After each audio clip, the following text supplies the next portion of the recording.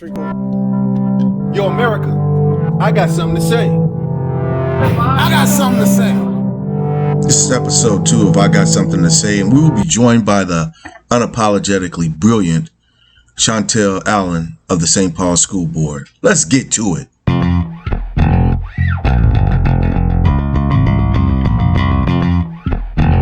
But hold up, I got something to say. So I don't have that connection to even want to read the next book about it. Mm-hmm. I'm just done with my literacy lesson. Mm-hmm. So that we never go above and beyond in literacy because the stories just aren't engaging. We're not seeing ourselves. We don't see ourselves as heroes because of the curriculum. When you look at the history curriculum, they're not slow. They're very intuitive. Yeah, very intuitive. But I was gonna say, I just want to backtrack just a little bit because you gave me so much. I might have to throw up. Yeah, but I wanted to back up to when you were just talking about trauma. A lot of trauma I had is coming up as a child was them not having lunch. I know we had free lunch. Everybody knew who got free lunch, and it was just that stigmatism that came along with it. Yeah, and that just the school itself was actually making it traumatic for me as I went, and then I would backtrack and say my urban community, a lot of stuff that I seen made me a little bit more wiser from what I saw, but that wasn't applicable to education, right? Mm-hmm. I knew to duck when I heard gunshots, right. But when I came into the classroom, it didn't. That I didn't. When 1 + 1, I didn't know that, but I knew how to protect myself. Right. And I just think that education has not. It maybe now it's making these adjustments, but prior to that, there was no adjustments. And again, I was being labeled, if I couldn't assimilate, I was going to be labeled as a problematic. Mm-hmm. But how much do you think that African American males are being targeted for whatever reason, size, look, disassociation in these classrooms? I mean, I think it's very high. And we can see that when we look in the special ed. I mean, I wouldn't look immediately in the special ed classrooms of elementary schools, but look in the special ed class in middle school. Mm-hmm. You can go into all of the special ed classes, you might find one white kid. Mm-hmm. You know what I'm saying? Mm-hmm. And so, but when you look at all those students that are in those special ed classrooms, you could probably find 30% of them that are probably gifted. Right. Mm-hmm. Yeah. But they haven't been diagnosed with that because they were so stuck on these behaviors. Right. But then they're putting them in the classroom with students who really do have a learning disability. Right. So the teacher does have to slow down. Mm-hmm. You see what I'm saying? Right. And so it does naturally create a deficiency, not in intellect, but in knowledge that they've gained. Mm-hmm. Right. So when it comes testing time, they maintain in those classes. Right. And it becomes a slippery slope. Yeah, cycle. So you have highly intelligent students who are only getting a below mediocre education. Right. And then they're graduating out of school because they have an IEP, and so therefore you just keep passing them along. Mm-hmm. And now they have to face society, but they don't have the skills. Can't even read. They can't read. Mm-hmm. They can't. They don't have the social skills because they've been in these classrooms where everything was focused on behavior and survival. Because they're in classrooms with other people who have been traumatically, impacted. Mm-hmm. And so everybody is in there on survival. Mm-hmm. And one of the biggest survival tools that we all exist, not only saying as black people, I'm just saying as humans, is being tough. We come in like, what? Who's on that? You know what I mean? Even if you don't have the ability to back it up. Right. The first mechanism is coming in tough. Yes. And so that's what you're experiencing in them classrooms. Your natural response is defense because you're already, you see what I'm saying? You're already triggered trauma, right? Trauma affected. And so you respond with tough. Exactly. Or tough. You don't even got to call it violence, just tough. Tough might lead to violence, but it didn't always. There's sometimes when you got tough and dude went on about his business and you made your way, right? Right. But still we had to respond with tough, which leads to violence, which then leads to another mark, right? Which then maintains you in that same It's funny because when you start talking about it, you start talking about the inability to resolve conflicts. And as you move through the system, one marker they have when you hit the prison system is they pull you into not being able to resolve conflicts. But when your environment it's necessary to survive based on being tough, disrespect, feeling like you're disrespected, and having to do something about it, then it just like, it being instilled in you as a child, instead of learning other behaviors and conflict resolution, how to talk to people, or just self-confidence, it's not, none of those things are happening, so it becomes, like I said, it becomes difficult. Because you get, the reason I brought that up is because you get a lot of individuals once they get prison, and they want to join all these classes for conflict resolution. Mm-hmm. And they understand what conflict resolution is, because once they get to say, they're talking about it. Right. They're friends again. Right. You know what I'm saying? But they, again, and I'm piggybacking off what you said, is that we've been programmed to respond with fist first, and then talk second. And it's easy. In kindergarten, it could have been resolved a long time ago. We can move on to other stuff. You know? And I like what you were talking about. You talked about the tracks. And I know it's a slang term. I know what a track is, but could you explain to me what a track is? So I really got this from the infamous Tish Jones. Yeah, I know. Yeah, tracks. That so piece, the cold piece. So I kind of went deeper on this because the piece that she broke down was she was talking about in high school about how people are all in the same classroom, and then some kind of behavior happens, and this kid ends up in the hallway. This kid doesn't get the education they need, so they end up on this lower track. Well, this kid's on a higher track, so they get exposed to Betty, Bob, and all these other opportunities, and so they continue to rise. But this track doesn't. I have a more kind of broken down. There's different tracks in the school district. There's the very, I don't want to call it bottom, but I'll call it the bottom. It's the kids that are like Down syndrome, autism, cognitively delayed. You know, they will not probably learn beyond a certain intellect. When they graduate from school, they get an extra 3 years in a program called Focus and Beyond that gives them living skills and opportunities to learn how to file and do the jobs that they can maintain at their intellect level. In third grade, all those students that are diagnosed at that point all go into a special ed program, right? Some of them are highly intelligent, like I said. So those would be the ones that are still, you know, maybe going to English class and all these other classes with other people. Then there's the other ones that because their behavior is so bad, not their intellect, their behavior is so bad, they stay in those same classes with students who have learning disabilities and they're constantly being taught at a slower level. Then there's the gen ed, regular general education classes. So these kids on this third track, so there's a lower track, this track, the third track, they fluctuate between.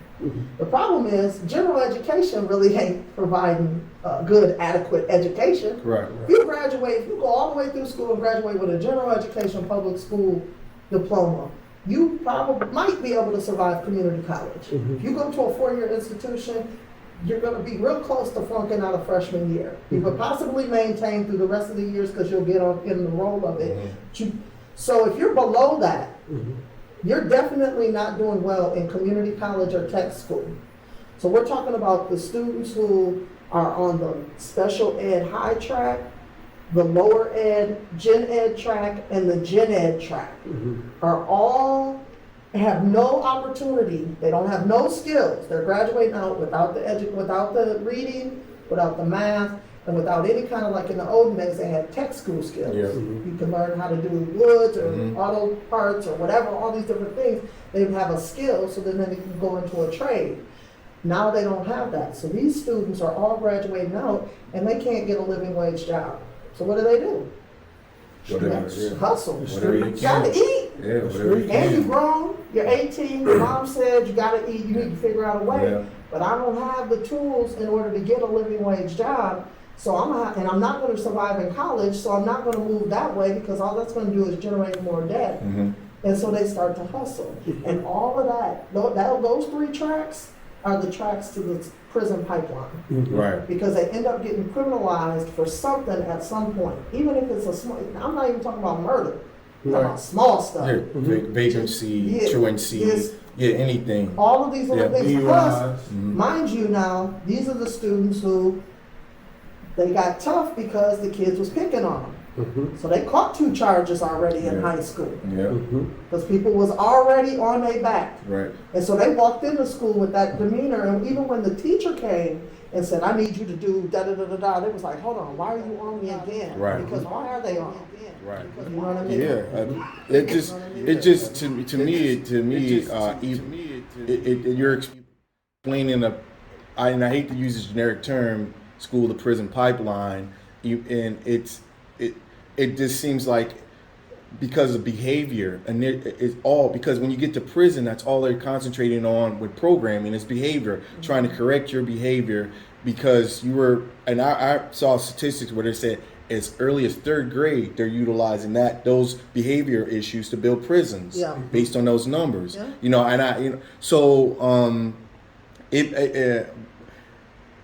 I don't even know where to begin to go with this because I can see individuals coming in to prison and trying to fight their case and they can't even read. Right. So it's working hand in hand with a law is difficult to understand as it is. Yeah. You almost have to analyze it and utilize it against the court. Can't do that, but they say ignorance is no excuse for the law, and they expect you to be able to comprehend an attorney telling you have certain rights, but you might want to take this deal. And again, we got peer pressure, we have ignorance, we have social pressure being the reasons why, and education being the fundamental only way for you to get yourself out of the situation. It's not being provided. Right. I mean, I'm gonna ask you the question again, although I know the answer. You mentioned before this week that the SROs were being placed back into the classroom, and just could you explain that? No, they're not putting them back in the classroom. They just re-signed a contract for them to do like football games and extra events and that type of stuff. My issue with that is that we have mechanisms in place that are community centered that can manage that. We have the ambassadors program. They do ongoing street outreach with the kids. They have they're really connected to a lot of the knuckleheads that are out in the streets doing stuff, so they know what's going on. A lot of those ambassadors either work in the schools as behavior specialists or they're coaches in the community. So they also have a dual connection. Yeah. A lot of times they also just know families in the community, so they know folks. So we have those folks contracted along with another group called the God Squad. All these programs are perfect. You know what I'm saying? Yeah, Reverend Daryl Spence and a bunch of brothers that grew up in the hood who hang out there. They feel like that wasn't enough security. I just really want, if you feel like that's not enough security, I really want our district to stop trying to climb back in the box. Right. Because the reality is we have paraprofessionals that work in our building who are majority black, the lowest paid staff in the district, right? Barely making living wage, a bunch of them, that we could offer overtime to them to be at the game. Right. And they know that there was a beef between him and her in the lunchroom on Thursday. It all makes sense. So as soon as she walks through the door, you already know. This pair goes there, you're the dude there, you probably go grab him up and be like, listen, we ain't finna have these problems up in here today, are we? And it's Minneapolis you talking about? This is in St. Paul. Okay. Yeah, this is St. Paul, So the district isn't thinking about how we can use our own people, the people that we already even employ, to the best of our ability to manage and de-escalate situations. We're always trying to address it in a punitive response. Well, you again give that police officer this overtime, and he's already making a ridiculous amount of money. Who's in the conversation, sitting down, talking to you? Who, when you say they're not willing to listen, are we talking about the school board? Are we talking about the councilman? Are we talking about the mayor? No, the school board voted the SROs out of the district. This was a decision from the superintendent and the administration. They just decided because there was a fight at Central. I'm gonna say that one more time because y'all probably grew up in St. Paul, so y'all know fights happen at Central, right? Because there was a fight at Central, and it was a big fight, that they were, out of fear, and that's what a lot of white folks operate out of is fear.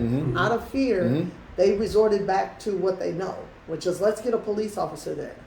Even though they know that one police officer is not going to prevent the problem. Yeah, it's not going to. They know that because they even said to me, well, Director Allen, at least we'll have a knowledgeable person capable of calling 911.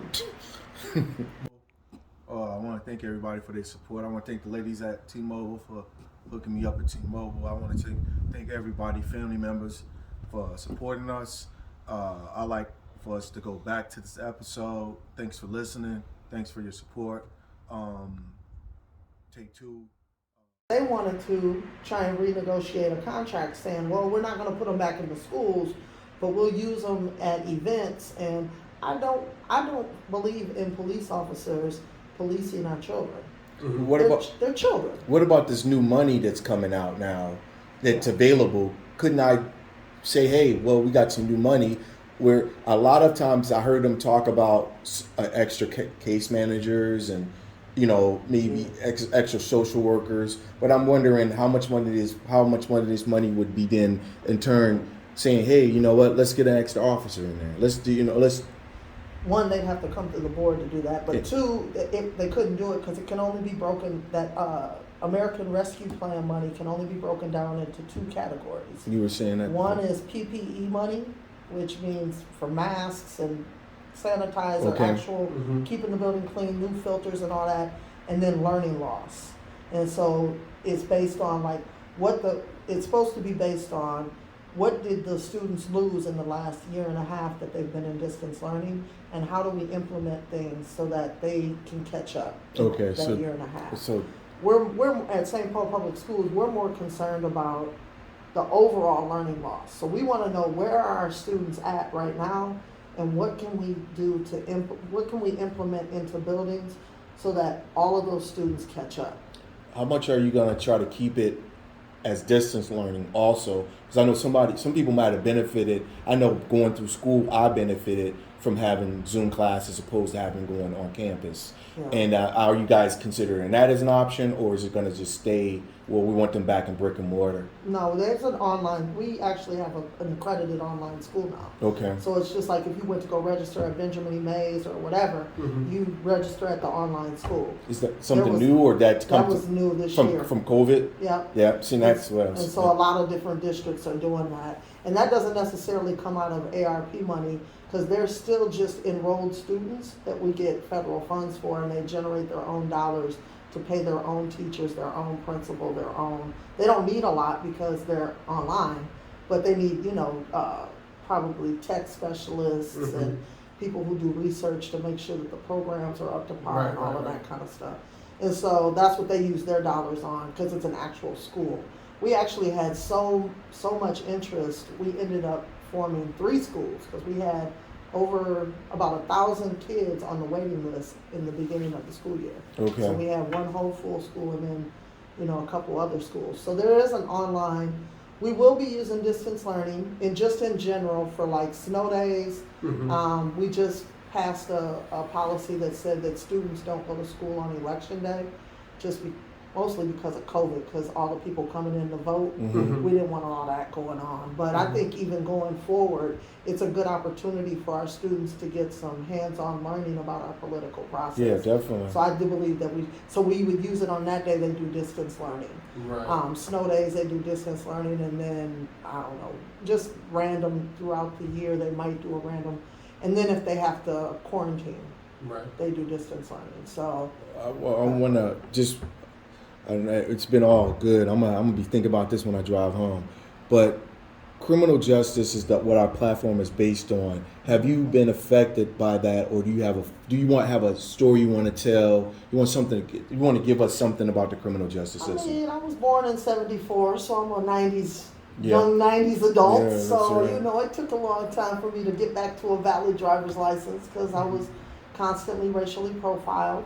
I always like to bring even when you were going through all these great accomplishments. Yeah, I'd be working for the schools, coaching ball. That's what I mean. Yeah. I used to have it out with the police officers, because I'd be coming from basketball practice at a rec center where I wasn't even getting paid. So I'm working for free for the city, and you just pulling me over because you see too many heads in the car. Yeah. Right. And now you want to throw me a ticket because of my mouth. You know what I mean? I can't pay the ticket because I was raising kids and, you know what I mean, a single mom and stuff. But I always like to tell the perspective, because I clearly carry myself in a masculine form, right? And so it was always interesting. I learned this after some years. I used to have longer hair, but I always had my hat on. Right. But this was my trick was just take the hat, when the cop got behind me, just take the hat off. And he'd see I was a girl, and then he'd just zip past me all mad. You know what I mean? Yep. But it tells you the impact on black men, though. Exactly. You know what I'm saying? It tells you just that, because I'm still masculine. You still thought I was a criminal at first. Is that we grow up with somewhat of a different language in our household. Even though we're black, we're Americans, the way our mama says come here, the way our grandmother says come here, it just in that term. And then when you have to read it on a paper, but it doesn't sound like what you're used to hearing it say, right? It sounds weird in your head because you're coming from a different, it's like a second language barrier. Yeah. Because now you're reading it out loud and you naturally feel uncomfortable. I got a story about that. Because the language is not yours. And then when somebody chuckles at you just because you stumble over a word, now you feel like they're laughing at you because you just can't read. But that was because you had the anxiety of trying to say, come here, boy, da da da da, which don't sound like, boy, come here. You know what I mean? And once if that was on the paper, you'd read that clear as day, out loud. I met a dude like that. He could read. He couldn't read like regular books, but urban novels. You know how they're wrote in slang and stuff like that. He could read the urban novel, but he could not read a regular social studies book or nothing like that. Yeah, because there is a language barrier that they don't address at all. My story was this: I was in Illinois, and I was in grammar school, and you know how you had to read out loud. You know, the teacher went in the room around, and in English class they would have the correct. It'd be like good. You know, better, best, or something like that. Yeah, the scale. Yeah, the scale. You would have to figure out what to put in there. Yeah. Where they had I forget the sentence, but I remember what I said. They had something was worse. You know, worse go worse. Or so it was baddest. I said baddest. I picked that, and they were like, everybody looked at me like I was crazy, but that's how we talk. Yeah. You know what I'm saying? That is worse. Baddest means the best. And everybody started laughing, and here we go. You know what I'm saying?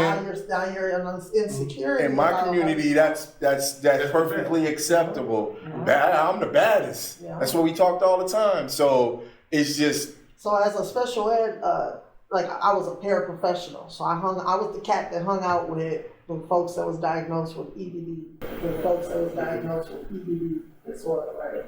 So a lot of the reasons why, even once they were moved into regular classrooms, into the general education, they didn't want to ask questions because that language barrier. So I would be specific about not just because I can't talk properly, right? But I would be specific about raising my hand and be like, yo, she trying to tell that cat to just roll down like that. And then all he had to do was put these things together and it made that. You gotta be joking, Mr. J.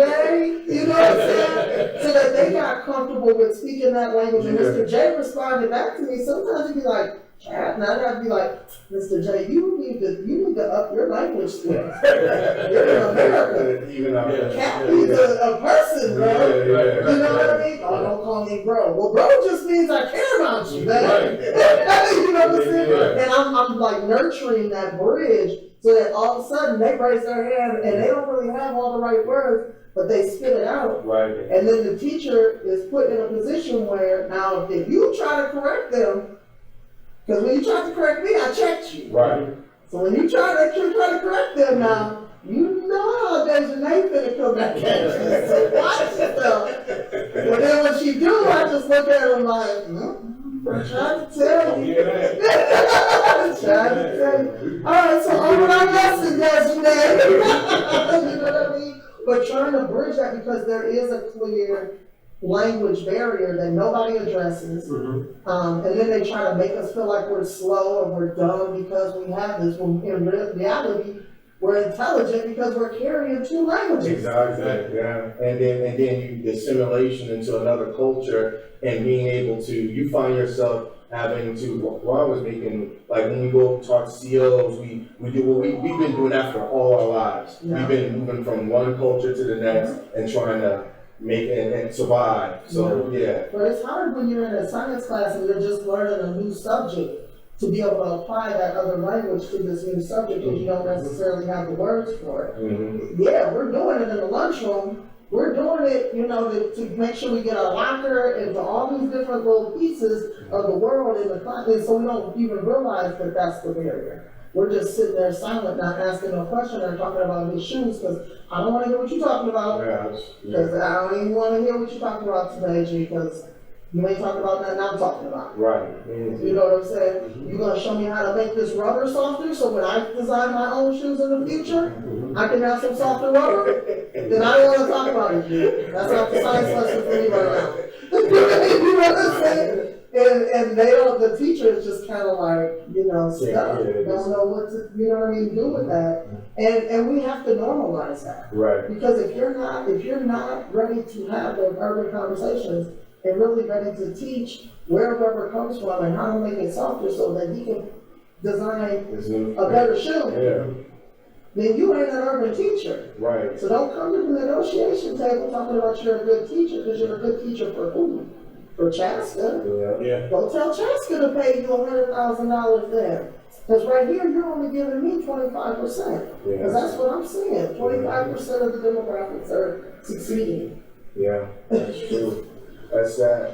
That's so good. I think police officers, if they're gonna patrol this neighborhood right here, they should live in this neighborhood. Yeah. And I also think that all police officers should take culture classes before they become a police officer, because there's a big cultural gap. You got this, like you said, Chaska, white guy coming over here working in St. Paul urban area, and he sees something going on, and he don't even understand the culture. Because we as African Americans, when we talk loud, and sometimes it might look like we're arguing, and he might drive by and see that and pull over and jump out real quick or something like that. But it's not even an argument, because he don't understand the culture. He thinks it's an argument.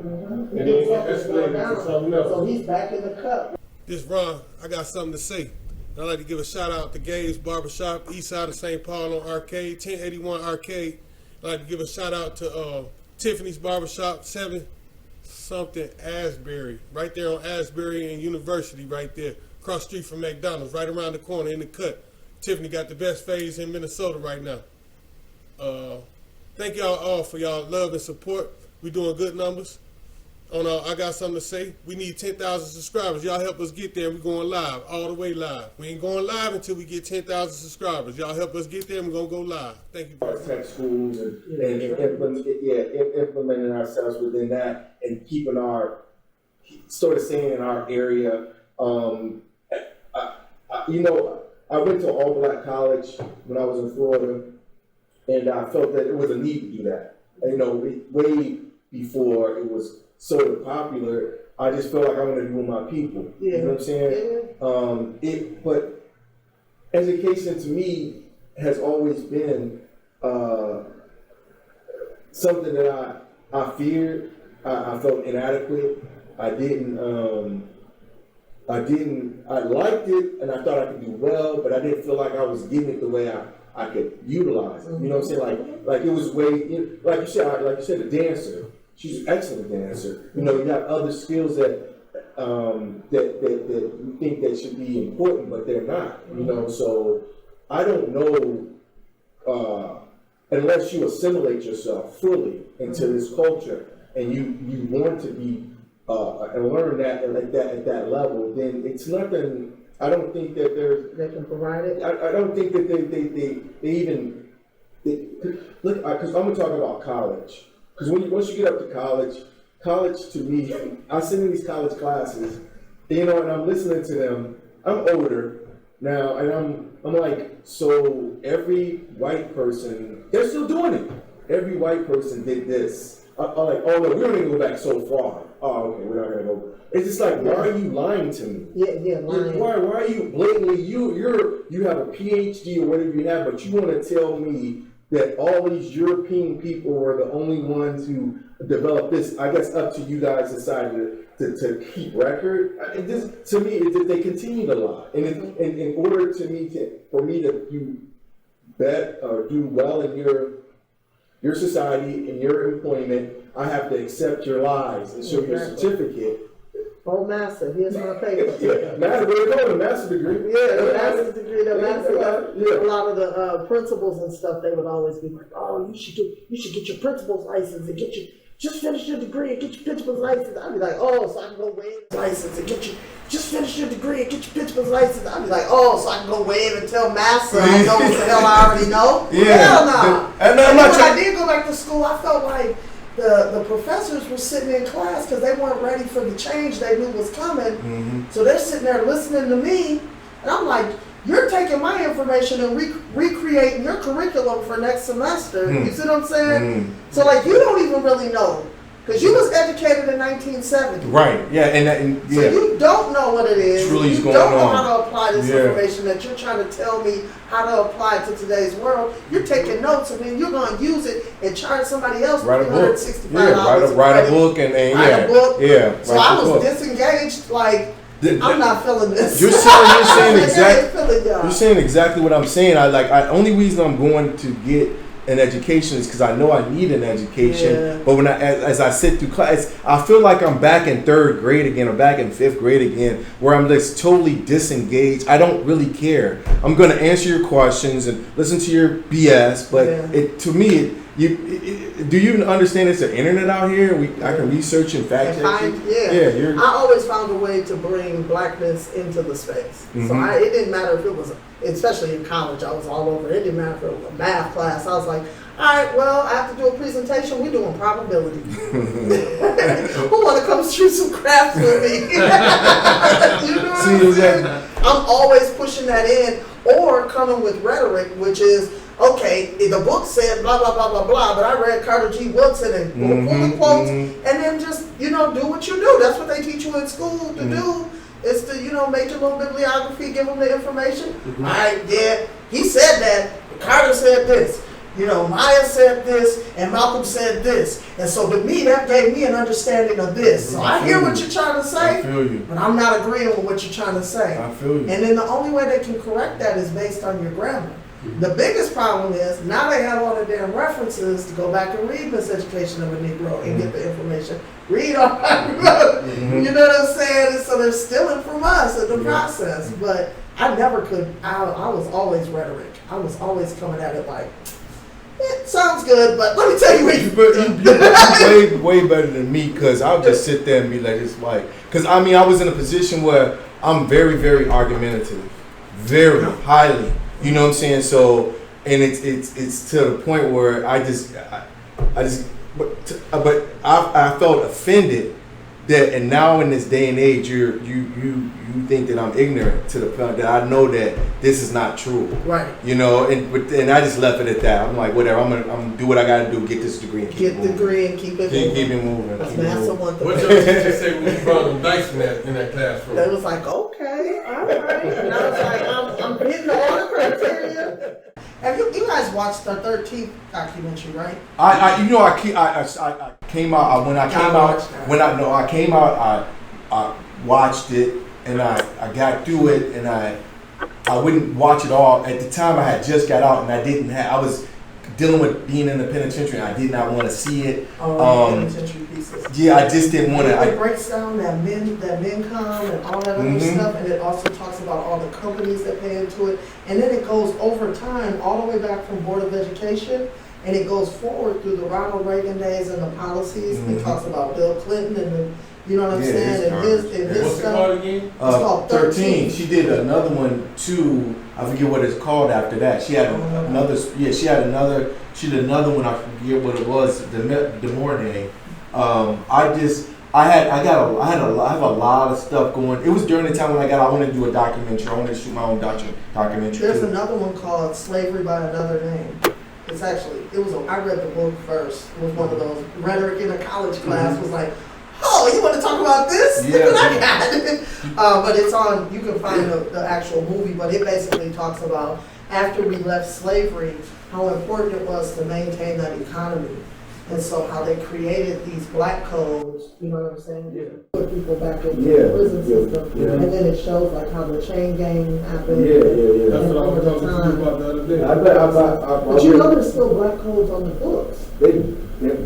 They just eliminated them off Minneapolis, St. Paul. St. Paul just recently tried to reenact a new one because they was trying to come at it like we want to control the protesters. But what they stated was there couldn't be more than 5 people in one space at the same time. You got to keep it moving. What they did down in Ferguson. You had to constantly move around. You could not be caught loitering. But they doing that in Florida, right, with that poll tax. Yeah. Where you got to pay all your fees. You'll be a felon. You can vote, but you got to pay all your fees. All your fines. All your fines.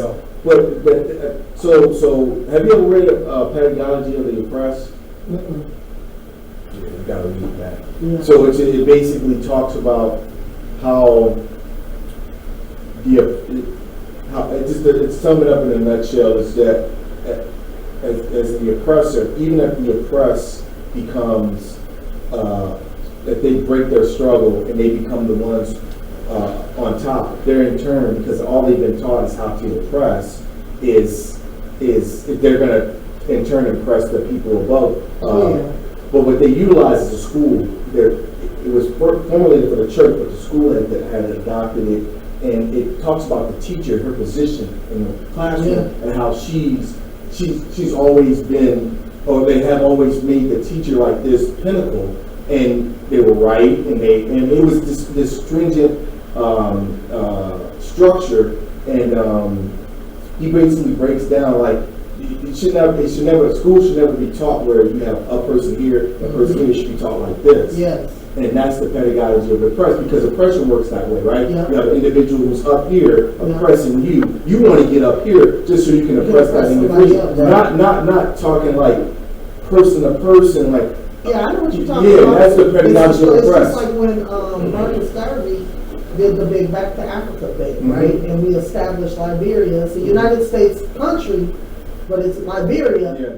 America has nothing. Nothing. It gets it from everywhere else. Africa is one of the places. The only thing we really had was the car industry. Mm-hmm. That was the one thing that now we have computers. But now China done took over us. But the one thing you need for a car comes from other countries. Now, yeah. The glass, the rubber. Yeah. How you build a car? You can't build a car without rubber wheel tires. Yeah. So Firestone got involved with it, and like I said, during that time, that's when Marcus Garvey got deported, went to jail and got deported. But it was he was negotiating Firestone. Yeah. And it's just crazy. Yeah. And then they enslaved all the Liberians over there to run the plantations, and now they're the main providers in the world. Mm-hmm. Just kind of like we're the main providers of cotton and tobacco Mm-hmm. and sugar in the world. Mm-hmm. You know what I'm saying? That's crazy. When you think about reparations, though, how is that ever going to? Because if we just talk about the material, the cotton, the sugar, and the tobacco, we'll throw in indigo because it was big as hell. Mm-hmm. And plus, if you think about indigo, you gotta have indigo to make blue, the color blue. Every single person in the world has at least one pair of jeans. Yeah. See what I'm saying? Every person in the world has at least one pair of underwear or a t-shirt. That's cotton. Yep. Every person in the world has at least probably some sort of tobacco in their lifetime. Yeah, definitely. And tobacco expanded because now it's, it became, like craft dinner. It's a whole bunch of other companies too, tobacco is. When you think about how much money that generated, the steel industry, think about that too, like you forgot about salt too, because salt was just like, because remember, prior to the refrigerator, you needed salt to preserve all your food. Right. So a lot of wars and things were fought over salt. Yeah. But so salt is one of the biggest things that sort of, it's not as big as it was back in the days, but it was huge. Yeah. But just when you start talking about economies in the United States and Africa, I was talking to MK, first starting to get to know her. You got to understand, when they extracted all of us from Africa and brought us over here, that in itself changed the country. You took scientists, you took labor, you took future generations, you take all that from Africa and you bring it over here. You know what I'm saying? And that we don't even talk about like what could, how would Africa look? How would this world look if that was at that slave extraction didn't never happen? And we sort of Wakanda. Mm-hmm. Yeah, exactly. That was the first vision that we got. Exactly. You know what I mean? We would be way advanced in technology. Everything. We had everything. We were the makers of math and science. Mm-hmm. You know what I'm saying? So we would be way advanced in technology, in civilization. Yeah. We were the start of civilization. Yeah. So it's just, you know, when you whiteness has put a toll on our world. Yeah. So the question is, like, how can we start to reverse a lot of this? You know what I mean? And it takes, like, I'm doing my little part on this school prison pipeline. I gotta increase literacy, so engagement in culturally relevant curriculum, which they're getting rolling on that. And then providing tech opportunities in the high school so that those kids that are stuck in the pipeline can have skills. And then also still promoting excellence. And then doing it in a way that is culturally relevant. So then, you know, kids in middle school don't know that HBCUs even exist. They're here in Minnesota. I think it's bigger than just that. Because I'm listening to you, I just think you being a person changes everything. You know, you just being in the space that you're in, being who you are, is the person that we need. Because I always talk about we always have a conversation about whether it's good or bad correctional officers, and I've always fall on there's no such thing as one. But the problem with that institution is they've been able to scrub individuals like yourself from getting in there and making changes and having it look different. Mm-hmm. You know, I mean, it's so that's what's going on now. That's why I say I think it's you. I think you being there, forget all the programming, it's just being able to see someone like yourself that I can identify with makes me want to do better. Yeah. Well, I hope, because it's going to take a hell of a movement, right? Like I said, I'm only stopping here in high school, brother. I need you to pick it up and down. I got everything else. You know, I got everything on that. Yeah, it's all good. Thank you. I appreciate this. No, I thank you for coming through. Others in the community who want to see their community be successful and know what's going on should be, you know, like I go back to the Guardian Angels, you know, people like that who I go back to the Panthers, you know, people who have a vested interest in their community, not connected to the police force. The police force can come in when I got an active shooter. Mm-hmm. You know what I'm saying? Mm-hmm. You shouldn't be in on a domestic where we know what's going on. You know, we can before we go get to the police, we could at least not get this gentleman a police record, because you know it's something that happens where we can get everything, separate them, go their separate ways without having them get in, pull a gun, and kill someone because the wife doesn't want to see her husband go to jail. However it might play itself out, I don't think policing in itself is the mechanism. It's just something they put on, trying to stick a circle into a square. It works. We don't want them in our community, but put them in their community and send them to jail. I mean, not too often do police prevent crime. That's not their job. Their job, they're there to make a report when crime goes down. Yeah, that's their job. So increasing police doesn't necessarily mean that we decrease crime. And so that's the correlation that everybody is stuck on, but that ain't the answer. We decrease crime by providing everybody's needs, by providing adequate housing, adequate jobs, adequate skills in school so that everybody can provide a living wage, right? And so when you give people self-esteem, because I talk about, you know, all of these little things that are happening, but along the way it breaks down the black man, it breaks down the black woman going through that school system. I call it the white supremacist indoctrination that happens within the public school system. Is that the colonizations that's being spoke, or the individuals that you find that Black History Month's the only time they talk about anybody, but even in the history book it goes that you were a slave, we released you, we gave you voting rights, and it's just like that. You know what I'm saying? And then y'all had to fight for these, you know, segregation rights, and then that's it.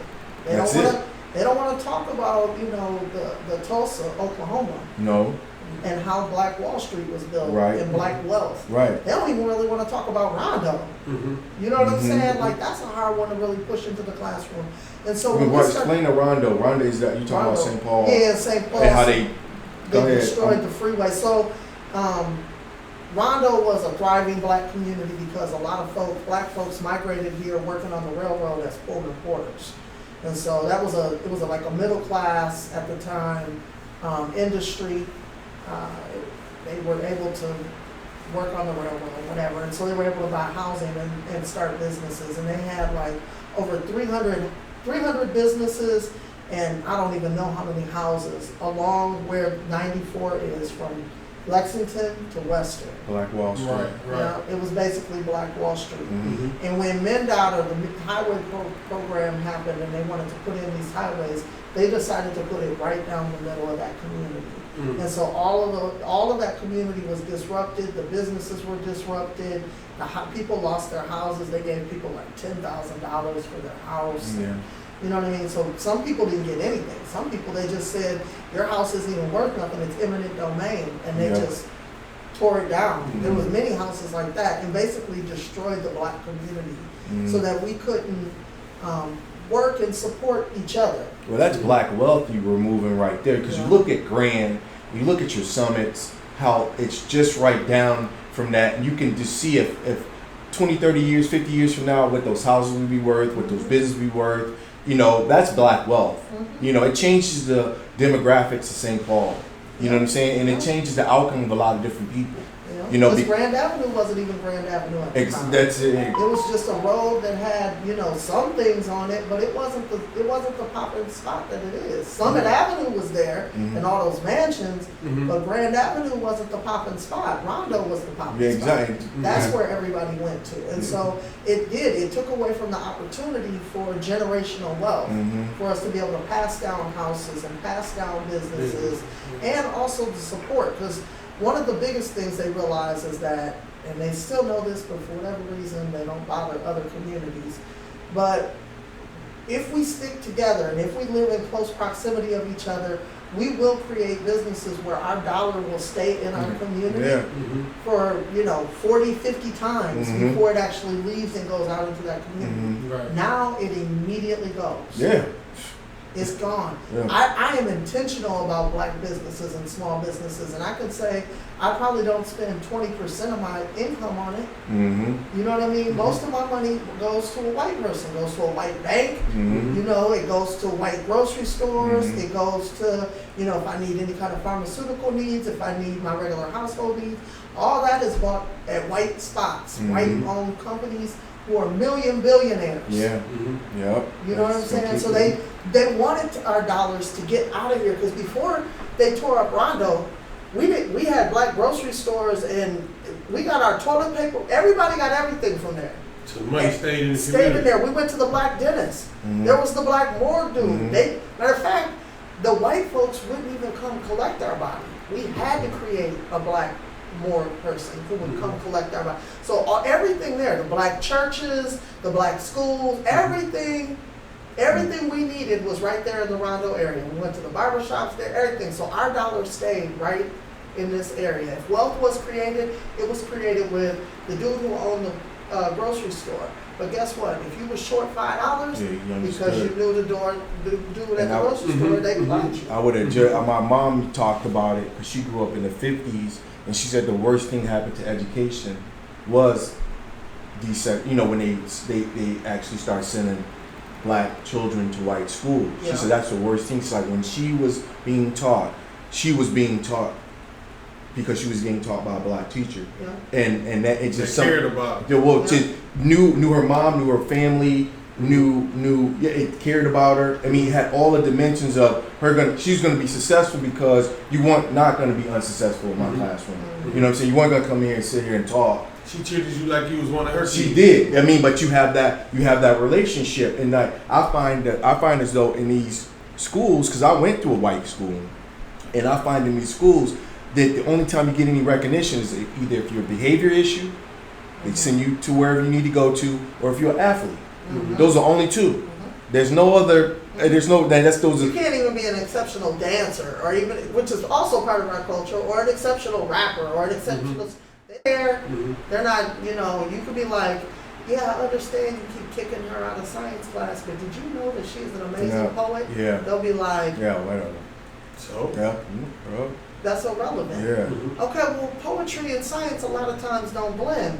So can you have a little bit of leniency and maybe move a little poetry into your science class so that she somehow gets engaged in all of these logical theories and things that a person who creates poetry doesn't think about logical theories. They think about imagination and their brains operate in this way. So they don't care though. They're focused on meeting the standards and making sure that they're doing what they have to do to get their paycheck. Because if I don't meet these standards, you know what I'm saying? And the principal comes in, I'm not meeting my standard, I lose my job. So I can't throw that standard aside today just to talk about how poetry is aligned with botany or something, whatever they needed to do in order to engage that individual. They're just not doing it. They don't care.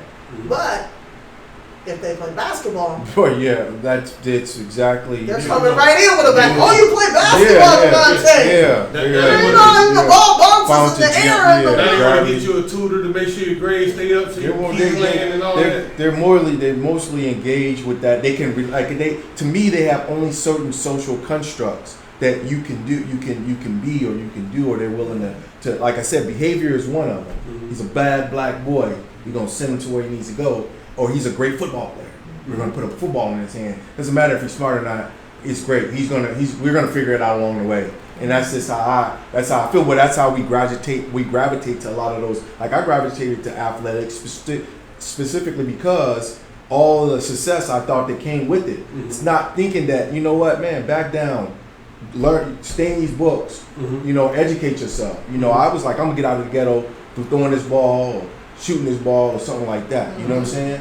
And that's just how it is. Enough to make it happen though, in a lot of cases. You know what I'm saying? Because I coach basketball, so I saw I know the formula. You can make it happen. Right. Wait a minute, your arms is long. You about to be tall. Let me show you how to dribble before they try to put you in the post. Yeah. Now you're a dribbling post. You know what I'm saying? So now you can be looked at by D1 schools and get that education at the same time. Yeah. You see what I'm saying? Yeah. And so, I like that route. I believe in that route. I think those that come out of that gen ed, and especially the ones that are IB or AP, the advanced classrooms, and they have that basketball skill. But you can come out of gen ed and still be struggling. Remember I said if you go to a 4-year institution, you'll almost fail out. Yeah, true. But if you're an athlete, you'll go into that 4-year institution because they gave you a full ride scholarship, and you'll get 2 tutors, and you'll get all of these things, and you'll make it through that first year, and you'll figure it out by that second year. Right. If you don't have that skill, now you're just on your own in that 4-year institution. There's a good chance you'll fail out, drop out. Yeah. You won't make it. For sure. Yeah, it can happen real fast too. But I thank you for your conversation. I thank you for coming down here. I appreciate you. Man, we're gonna have to stay. Network. We can have, I think, massive. No, from the county, we're working on it. We're working with 30 of those families, and if you can see carjackings are down, and this is down, and blah, blah, blah. And I was like, okay, but I'm still seeing people dying in the streets. You know what I'm saying? So, what's really happening? And a lot of money. And you might be able to get MK to kind of, because she's a better researcher than me. She can probably help you figure out how much money's been applied to JDAI over the last 5 years. Because it's been millions. Millions. So if you can companies start to reverse a lot of this, you know what I mean? And it takes I'm doing my little part on the school prison pipeline. Gotta increase literacy, so engagement in culturally relevant curriculum, which they're getting rolling on that. And then providing tech opportunities in the high school so that those kids that are stuck in the pipeline can have skills. And then also still promoting excellence, and then doing it in a way that is culturally relevant. So then, kids in middle school don't know that HBCUs even exist. In Minnesota, I think it's bigger than just that. Because listening to you, I just think you being a person changes everything. You just being in the space that you're in, being who you are, is the person that we need. Because I always talk about we always have a conversation about whether they're good or bad correctional officers. I've always fall on there's no such thing as one. But the problem with that institution is they've been able to scrub individuals like yourself from getting in there and making changes and having it look different. So that's what's going on now. That's why I say I think it's you. I think you being there, forget all the programming, it's just being able to see someone like yourself that I can identify with makes me want to do that. Yeah. Well, I hope, because it's going to take a hell of a movement, right? Like I said, I'm only talking here in high school, brother. I need you to pick it up and down. I got everything else. I got everything else. Yeah, it's all good. Thank you, I appreciate this. No, I thank you for coming through, man. I mean, you was on point. When we we've been talking forever. How long till you have this to go? I want to make sure I share it out. I'm probably gonna cut off some couple of little promos. Okay. And I'm gonna have those up, but I'm not gonna actually release this. My first episode's going up October the 15th, and then yours gonna be the second one. So y'all have Eli Harris in that? Y'all don't know Eli?